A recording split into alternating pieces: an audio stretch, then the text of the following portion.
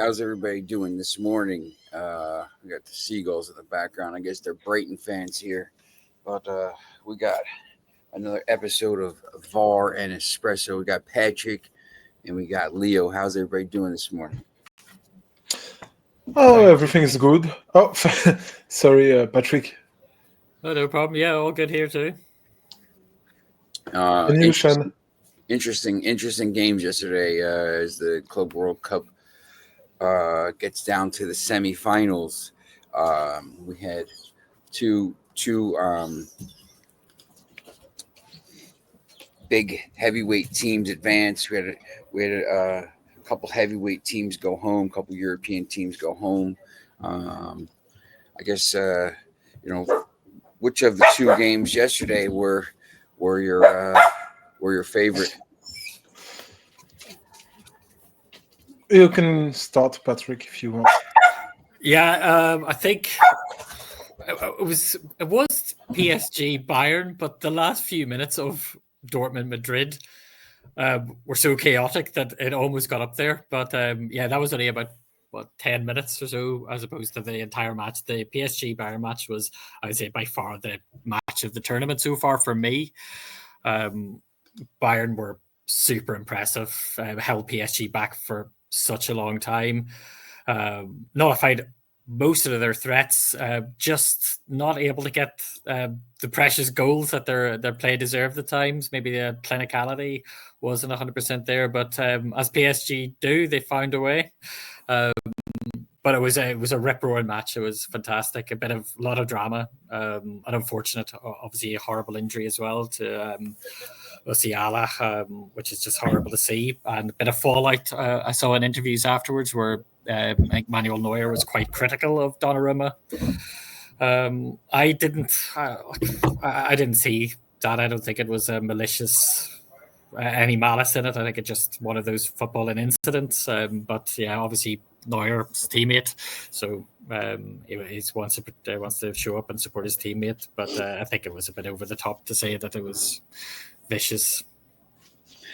This tournament either means something or it doesn't. Like for these teams, I think when you start saying, people are getting mad because it's a friendly in this look. These teams are trying to win the tournament at this point. Like Bayern Munich is trying to win the tournament. PSG is trying to win. Real Madrid is trying to win the tournament. Dortmund's trying to win the tournament. Like they're not taking this as a friendly. And those matches yesterday clearly show that. So if it's not a friendly, if it's just a match, and that something like that happens, and like it happens, like these things happen in games. All the time. If that was week 2 of the Bundesliga and that happened and he's out 4 to 5 months, what are you going to, people, it's going to happen. Like, I just, that's the only thing like that I'm like kind of a little bit critical about with him. Like it's unfortunate and it's, it sucks to see the injury and all that stuff. But yeah, look, that stuff happens in the game. Yeah, I totally agree with you, but I have a question for you. Did Donnarumma is in fault? Because I think it's unfortunate for Musiala, but I think Donnarumma could have done better because it's reckless, probably a little reckless. Yeah. I think it's uncontrolled to me. Because he sees 2 players in front of him because there were also Pacho. And the ball was next to Pacho, but Donnarumma couldn't see it. So I think it was quite a difficult move for him. I've long since given up what crazy goalkeepers think in their brains during some of these plays when you come out and see every single time you see a goalkeeper give away a penalty because they're they don't they're going to get the ball and there's like you're watching this and there's just like no chance he's gonna get what are you doing? Stay in the net. Like he gets it and he wipes it out and you're just like, what are you doing? But like I don't know. I especially there, right at the end of the half, it was the last play of the half. So I don't even know what he was thinking. He clearly could have stayed in the goal and it would have been probably fine. But the thing is that he didn't have to take that ball because Pacho were protecting it. Yeah. We saw Musiala couldn't have it, and as you said, it was the last action of the first half, and the ball was that close to the line. So I don't know why he did that. What about you, Patrick? Yeah, no, I think all your points are very valid. Again, I would sort of sit back up what Sean says. Sometimes I just don't understand why keepers do the things they do. I think maybe in part they may feel they've got a sort of special protection because, like, sometimes when you get a corner, if the keeper jumps up for the corner and he gets ever so slightly touched, he gets a free. And I think sometimes they're ludicrous. So maybe the keepers are thinking maybe they can get away with a bit more in the box. But it was reckless. There was no malice in it, but it was a rush of blood. It's also unnecessary. It's also only the third worst tackle. It's definitely the second. It's not even the worst tackle in the match. That red card was absolutely ridiculous. I have no idea what he was doing in that at that moment. I mean, people are like, I don't know, was that a red? I'm like what? That was the tackle was terrible. I mean, you can't go studs up. Talking about Pacho's tackle? You can't go studs up close to the knee anymore. It's just not something that's feasible. Yeah, but if we just talk about the game in itself, it was, as Patrick said, a really, really good game. And moreover, it was quite super interesting to see PSG playing a team against a team with a high pressure because PSG are known to press super high on the field, and Bayern did it too yesterday. And during the first half, I think Bayern did it better than PSG. They took the ball higher than PSG. They had chances, real chances, and they were technically cleaner, in my opinion. So yeah, and looking at the statistics, we can see Bayern had more possession than PSG, but PSG had more real threat on the goal. So it illustrates perfectly the results, in my opinion. I thought, to be honest, until the goal came, I thought PSG. I was watching the game I was watching the game on the beach with one eye on the. I really started to watch the game closely. The first 20 minutes, I was kind of had one eye on the water and one eye on the game, and then I started to watch it. Sorry, it was tough. It was tough.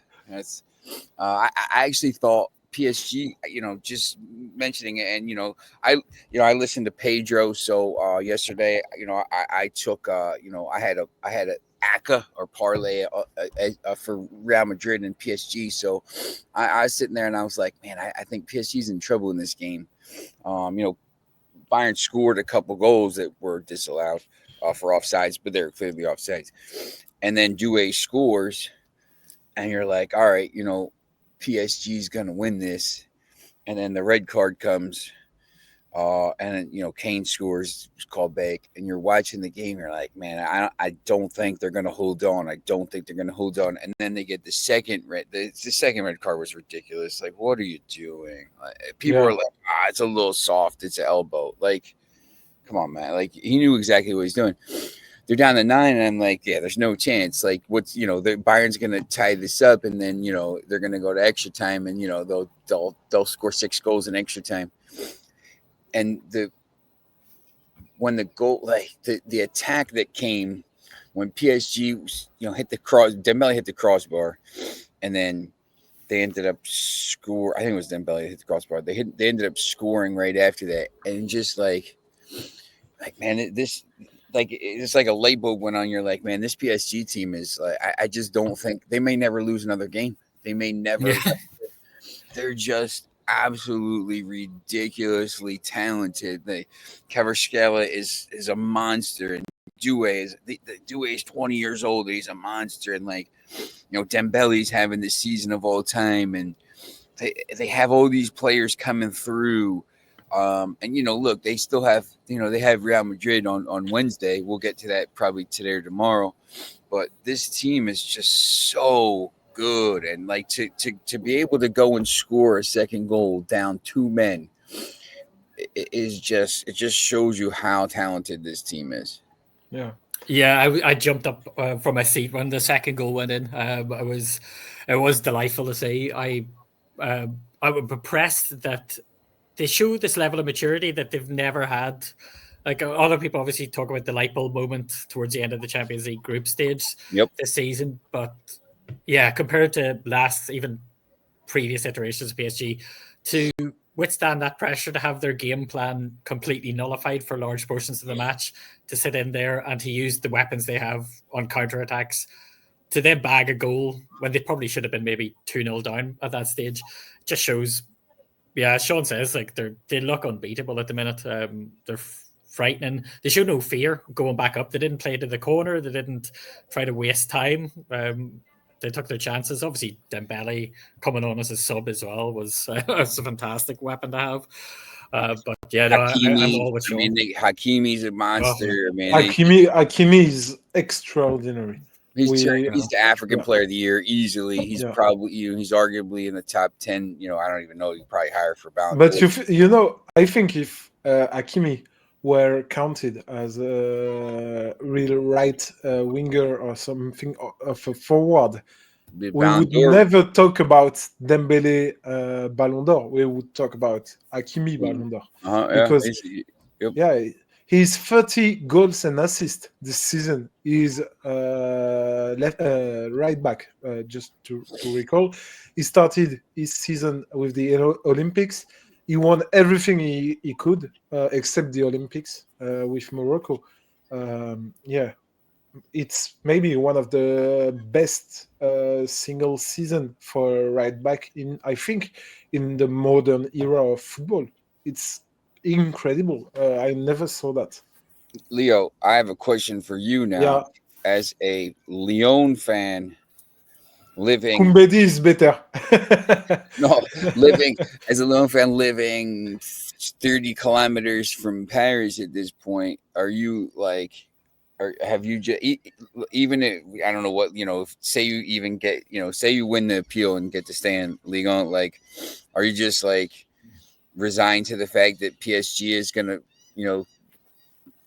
dominate this league for like a decade? Like you guys have like, is it almost like, hey, we have no chance to win the league for the next forever? Or like, what is the thoughts on that? If you ask me about next season, so the 2025-2026, I don't think any team can beat PSG during a season long. Maybe on a match, we saw that every year, but on a season long, it's impossible to beat them because they are talented, extra talented. We saw that they have beaten the best teams in the world in the Champions League. With Liverpool, Aston Villa, Arsenal, they beat Bayern Munich now.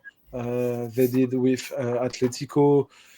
No team in France is capable of troubling their travel to the title, and I think it would be like that for, unfortunately, 5, 6, 7 years. I don't know. We will see what Arnaud decide to do with Paris FC, if he wants to invest in the club, because he has the money to do it. But I don't see any other teams disturbing them. If they go and win this tournament, when they were match day 6 in the group stage, on the way to this title, they'll have they went 2-0 down to Manchester City in a match they had to win and came back and scored 4 goals to win 4-2. They beat Liverpool, they beat Aston Villa, they beat Arsenal, they beat Inter Milan, they beat Bayern Munich, they'll have beaten Real Madrid, and they'll probably have beaten Chelsea on the way to 2 titles. at this point, like who else can you throw at them? And this is before the new season even starts. They'll go play Tottenham and win that game 17-0. Thank God it wasn't United in that point. That United would have lost that game. Like I would have just told them not to show up. But like I mean, it's scary. Like you'll see. I think it'll be huge news. Because I don't think they'll go through the whole season beaten, and someone will beat them. Like it'll probably be, like wait, who? I don't even know. You pick one of the random teams that finishes from like 10th to 15th in Ligue 1, and they'll probably beat them like in some random game. But they're scary good. But last season they were almost beaten by Nantes at Parc des Princes. I don't really remember, but there are games they struggled in, and they always won because they are just too good. And they turned the window. They clicked. Something clicked in that City match, and they just it just since then they've just been. They won the league. They may lose to like Auxerre or something like this. You're like, wait a second, like how the hell did Auxerre beat them or something, or Angers, somebody like one of these weird teams. They can lose, but I think it's easier for them to lose at home than away because last season in particular, when they received at Parc des Princes, it was not always extraordinary as it did away. I remember a game in Marseille during Le Classique. They were 3-0 up at the halftime. In Lyon, they were crushing Lyon easily. In Saint-Etienne, everywhere, they were just too good when playing away last season. Yeah, the coin, take Jurgen Klopp's term, they're the new mentality monsters. Really are. They just play with so much positivity, energy. They don't give up. They don't seem to get frustrated anymore, despite the red cards. Obviously, a bit of a different story, but like they don't seem to think they can lose, and that's a brilliant thing in football. And then switched quickly to the second game. I turned the match off. Like it was 2-0, and I was doing it. We were doing stuff, and I was like, I'm not gonna watch the final couple minutes of this. It's not a big deal. And then came back to the house, and then went to get something to eat, and I'm watching the highlights, and I'm like, did this match go to extra? Like what? Like what? Let's go. I couldn't believe what happened, and you're sitting there, and you're like, wait a second, all this stuff happened after the 90+4, and I just. It's once again Real Madrid is still building, and if the match ends at 3-0 or 2-0, whatever, and you just say, two early goals, nothing happens. I think there's a little bit more of a different narrative because there's once again they are still building, but like Real Madrid is still. I think you're gonna have some moments. Obviously, maybe the first half of the season where they're played like this, they're playing well, they're dominating, and then all of a sudden it's just like they have this breakdown or something like this, and you almost they're not the finished product yet. They have they found this gem in Garcia, who's once again stepped up every single match and scores goals, and got to be unbelievable for Xabi Alonso to be able to now lean on somebody like this in matches, and maybe he says maybe I can sell someone, maybe I can sell Rodrigo to Arsenal for 100 million or something like this, and we'll still be all right, and then maybe go buy somebody that he needs. But are you a little bit worried about their fragility? And obviously now they no 𝐊𝐤𝐤 in the semifinal against PSG, which is a huge loss. Oh, yeah, it would be something they will have to deal with because have shown that he's a really great defender, and especially he has a quality to breaking the lines with his passing range, which will be missed by Real Madrid against PSG's pressure. So it's a big loss, and his red card is it's, we can say, a youth mistake, because he didn't have to do like that. Yeah, in the yesterday's show, I said that to me, Real Madrid versus Borussia Dortmund would be the most unbalanced game of the 4 quarterfinals. And I think it did, even if the result were 3-2, and Borussia Dortmund could have scored a third in the last seconds. Yeah, Real Madrid were far better than Dortmund, especially in the first half. But it was not exceptional, but it was really great for a team with a new coach, a new system, players who don't really are starters. I can think we talked about Gonzalo Garcia a lot of times in the previous shows, and he has shown yesterday that he is a real option as a backup for Mbappe. Now I'm worried about Hendrik. Patrick? Yeah, I would say the headache for Alonso now would be for, is he going to keep with sorry, apologies, Gonzalo Garcia. Yeah, Gonzalo Garcia, or is he going to put Mbappe in after his magical little cameo appearance? I would be worried about the disruption to the momentum that they would have. I think Garcia, the two Garcias almost are telepathic sometimes with their play. PSG are a completely different beast to Dortmund.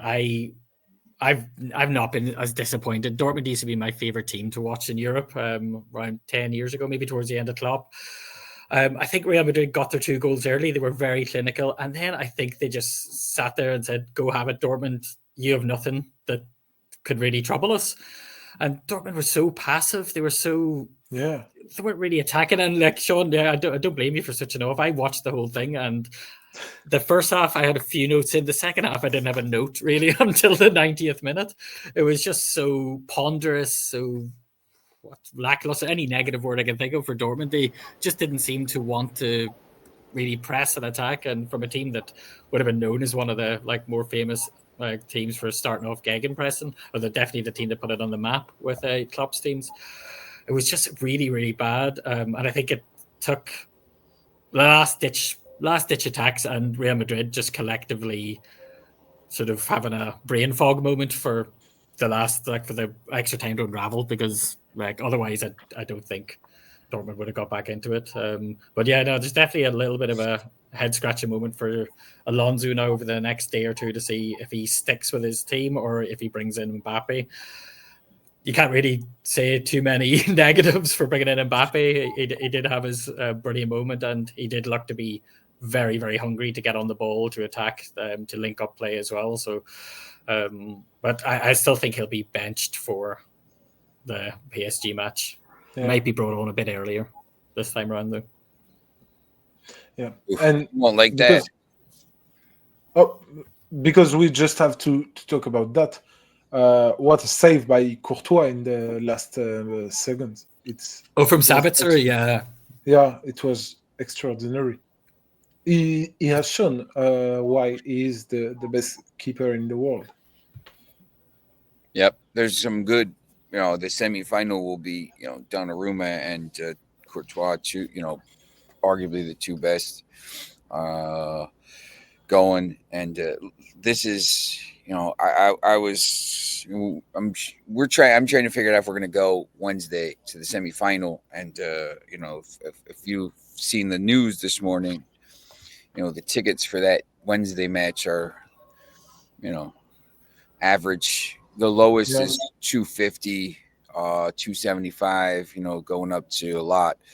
And the other game on Tuesday, Chelsea and Fluminense, you can get in for $13. So Yeah. Wow. What a nobody. disparity. I just made the currency swap with France with euro, and it's incredible because it's just 10 euros approximately. So for a semi-final of a Club World Cup, yeah. To be honest, who that game might be better. You just don't know. I think that game will be interesting, and I thought City would be the English team walking to the final on that side, and it's gonna probably might be Chelsea at this point. But just imagine, and look, if you're in a final, it just doesn't, you don't know what happens. I know we'll talk more about the two finals or the two semifinals tomorrow, but one of those teams on Tuesday has a massive chance to get to a final, and you don't know who's suspended for the other team. You're obviously going to have to beat either Real Madrid or PSG, but for Chelsea, who wants going around buying every single player that's available in the around Europe, to get to a final, even if they don't win it at this point, you're getting a lot of money, which helps their PSR and all this stuff. But it doesn't really matter for them because they'll just sell the team bar to somebody, and they'll make it. They'll be able to buy 17 more players. But but they at this point, they would have as good a shot as anybody. I think everyone thinks that the winner of the Wednesday game, and clearly that's why the game is so the everyone wants to see is the ticket prices and stuff like that will probably win the tournament. But I think it's played out pretty much how we thought. It was going to be the Real Madrid and Bayern on one, PSG on one side, and the other side was going to be a Premier League club, and one of those teams from the top half of the bracket, one of the Brazilian teams, or Benfica, and it's basically played out like that. Now we have to see how those games go, and who's actually in that final next Sunday. And it will be interesting because there are a lot of chances to see a kind of European Super Cup in the final between the winner of the Champions League and that of the Europa Conference League. So it would be almost logical to see two of the best, because I don't think Chelsea is one of the best teams in Europe, but being in the final. It's the I think when I think Chelsea will win, and I think PSG will beat Real Madrid just because 𝐊𝐤𝐤 is a big loss, and I just think once again PSG isn't going to lose anything. But you have the semifinalists are the 2021 Champions League winner, the 2022 and 2024 Champions League winner, and the 2025 Champions League winner. You're only missing the 2023 Champions League winner. So when they had this tournament and when they said, these are the teams that are going to get in, I think, you obviously could have, if City holds on, they're probably here too. So you would have had, all four or the last five Champions League winners in the semifinals. You're only missing City at this point. So, I think, going forward for the next edition, the teams that are, going to win the, 2020, 2026, 2027 will be Manchester United. So you don't have to worry about that. 2028, 2029. But it's good to have dreams in life. I was going to say maybe the sun's got to you a bit there with that one. Very, very, very bright, very dehydrated at this point. But the look, and when there's the difference between the ticket sales here, because it's America, and I don't know where the next edition is going to be. They said they might have it here. They said they might have it in Morocco. They said they might have it in Spain, wherever. The ticket sales, the teams that people want to see are in the, PSG and Real Madrid. No one cares about, not to offend anyone here, but nobody cares about Manchester City. like over here in America. Like they're getting big, but like no, they don't sell tickets. You know, the teams that sell tickets are Manchester United, Real Madrid, PSG, you know, Liverpool, Barcelona, you know, Liverpool. You know, you could probably argue Arsenal. Celtic, I think. Celtic sell some tickets, you know, but these are the teams that sell tickets, and you know, you could just, you know, Chelsea. I kind of maybe thought Chelsea, but you know, obviously now seeing this, you know, there's maybe AC Milan also. Yeah, it seems like that. Like the big, they want these, you know, the teams that they, you know, basically wanted to get here are going to be in the finals. So like, you know, that'd be a big ticket on Wednesday, and then the final will be, you know, big ticket. I mean, people will be there. There'll be that match on Wednesday will be close. There'll be a lot of people there. So and at $13, there may be a lot of people there. When maybe a bunch of kids will go and hang out. But for 30, I might go over. Yeah. You fly right in. I mean, you fly right into Newark right there, and you're basically at the stadium. You take the train right there. So I mean, that's like, just go. So go ahead. Would American fans sort of like appreciate more historically, like teams with like sort of long history, as opposed to sort of Chelsea and Man City, or more new money? Yeah, I think that's, you know, look. I mean, City is as an entity is, you know, I mean, you know, I mean, I'm sure you've been to Manchester. You know, there's the Enclave there in Stockport, and you know, part of Manchester City there, and you know, there's hardcore supporters there. But you know, as a sporting entity, and this thing, they've only really been a big time club since they've been, you know, allegedly cheating 116 different offenses and stuff like this. So, and that's still yet to remain to be seen. So when that verdict does come out, that'll be a great day on here, by the way.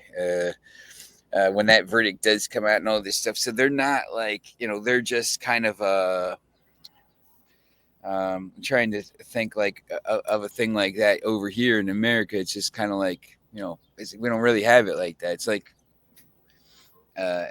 AFC Wimbledon, MK Dons, that kind of thing where they, you know, it's fans are fighting back and stuff. But if we can just have a word on a potential final, I think the only way Chelsea or Fluminense win this tournament is to face Real Madrid, because I think if PSG go to the final, nobody can. No one's losing. Beat them. PSG's not losing it to anybody, and I don't think PSG's losing to anybody in this tournament. Yeah, so Madrid are the last bastion for the Club World Cup. We got a special guest here. LJ Bachman's going to come and tell us. LJ, who wins on Wednesday? Real Madrid. Real Madrid. You think Real Madrid beats PSG? Yes. Even though Huijsen's not playing. Yes. What about the other game? Chelsea and Fluminense. Fluminense. Oh, we got. Oh wow. Okay. Nice. He says. I like it. I like it. Yeah, bravery. Yeah. We will see. We'll have. And by the way, I want to congratulate Daniel, because he gave on Friday show. He said that Fluminense, Chelsea, Real Madrid, and PSG would be in the semifinal. So, bravo, Daniel! Clean sweep. Yeah. Nice. We with Pedro, we just missed Palmeiras. We bet that they would have beat Chelsea, but no, we made a mistake. And if we can just have a word on Chelsea, what did you think about that game? I know we have just 1 minute left, but if we have a look, I thought I said this last year with them. At some point, when you start buying young, talented attacking players and these midfielders and stuff, and you're spending hundreds of millions of dollars, and you know the City did this. You know, they bought players and it didn't work, and they plugged other players in, and they did. If you're spending all this money, at some point it's going to click. You're going to find talent. You know, now they're trying to sign Ethan Nwaneri from Arsenal, and you know maybe Madueke goes the other way. at some point you're going to plug these players in and they're going to click. They have very talented, Casado and Enzo and all these guys. So they were just really like Nicholas Jackson isn't good enough. Watching him play for a long time, and now he's out, and these other players, Liam Delap, they're I think they're a lot closer to being a team that challenges for titles than they are the other way, like maybe collapsing. And they're if they win that game on Tuesday, they're in a final. And once again, if you're in a final, you have a chance to win. I don't know that they beat PSG, but nobody in the world thought they were beating Manchester City in 2021. They played a perfect game and they did it. Yeah. So I think they're a lot closer to being very competitive. I mean, they just need to plug in. If Delap is decent, if he's good enough, and he's an upgrade over Jackson, which he is, they've already gone up, and they've already started to kind of challenge. So, maybe they just need somebody in net to be a little bit better than Sanchez. I don't know, but I think they're you watch them play the other day, and they're pretty. They still have these issues. They let in some goals. They do this stuff. They do it, but they find enough goals, and they're a pretty talented team. Yeah. Yeah, I think that's why this tournament is good for them, because it does help to give them the time to sort of gel together and iron out those kinks, see what's wrong, see what's working, what isn't. So yeah, like it's a definite bonus for a long run for Chelsea. Yeah. And Estevao, who will join Chelsea, show them that what he could add to this team. So yeah, it was a pretty interesting game. And just to recall everyone that Al Hilal have been beaten by Fluminense in the opening quarterfinal. So Sean, I think we made everything we want to do today. Yeah, definitely. We'll come back tomorrow and talk about some of the semifinals and maybe some of the other stuff that's going on. Maybe we'll get some of these people. Daniel can talk about the Women's Euros, and the Gold Cup final is today. I'm not allowed to talk about that. We'll recap that tomorrow. USA and Mexico, for the 100,000th time in a row in a final. Everyone thinks it's going to be Canada, and everyone thinks it's going to be Panama, and everyone thinks it's going to be Honduras and Guam. No, man, it's USA. It's always, yeah. There's nobody else allowed in these games. So we will talk about that and some of the other stuff. So make sure you tune in. Remember, like, subscribe. Leave comments so we can go over stuff, and we will see you again tomorrow. Yeah, thanks, Patrick. Thanks, Sean. And goodbye, everyone. Have a great day. Enjoy the rest of your days. Take care.